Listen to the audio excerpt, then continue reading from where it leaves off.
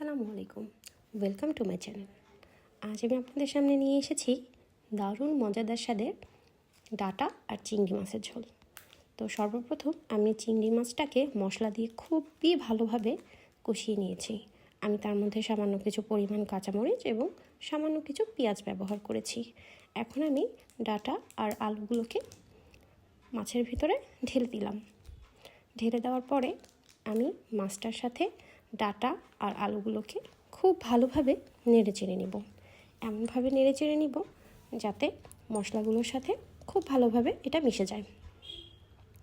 তো কিছুক্ষণ নাড়াচাড়ার পর আমি এখন এর মধ্যে সামান্য কিছু পরিমাণ পানি অ্যাড করে দিব।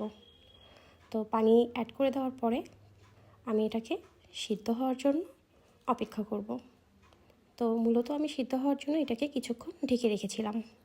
এখন সিদ্ধ হয়ে যাওয়ার পরে আমি এটার মধ্যে ঝোলের জন্য যতটুকু পানি লাগবে আমার, সেই পানিটুকু আমি পরিমাণ মতো ব্যবহার করেছি।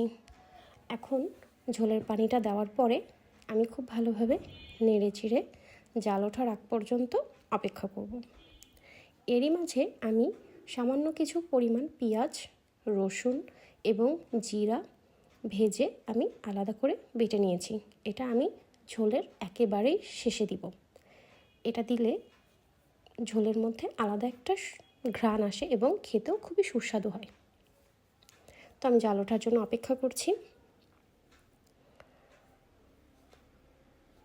তো খুব ভালোভাবে যখন এটা জাল হয়ে যাবে, এখন আমি যে মশলাটা বেটে রেখেছিলাম সেই মশলাটা এই মুহূর্তে আমি এখন এর মধ্যে ঢেলে দিব। তো আমি এটাকে একটু নরম করেই বেটেছি আর তার ভিতরে সামান্য কিছু পানি দিয়ে আমি ঝোলের ভিতরে এটাকে ঢেলে দিচ্ছি।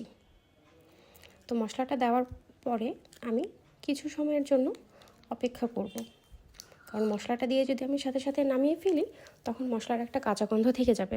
সেজন্য আমি কিছু সময় অপেক্ষা করব যাতে মশলাটা তরকারির সাথে খুব ভালোভাবে মিশে যায়। তো এই তো আমার তরকারিটা কমপ্লিট হয়ে গেল। এখন আমি গরম গরম ভাতের সাথে এই ঝোলটা পরিবেশন করেছি। এটা খেতে আলহামদুলিল্লাহ খুবই সুস্বাদু। আমার ভিডিওটি যদি ভালো লাগে থাকে তাহলে অবশ্যই আমার চ্যানেলটিকে সাবস্ক্রাইব করতে ভুলবেন না এবং লাইক এবং কমেন্টস দিয়ে পাশে থাকবেন। আসসালামু আলাইকুম।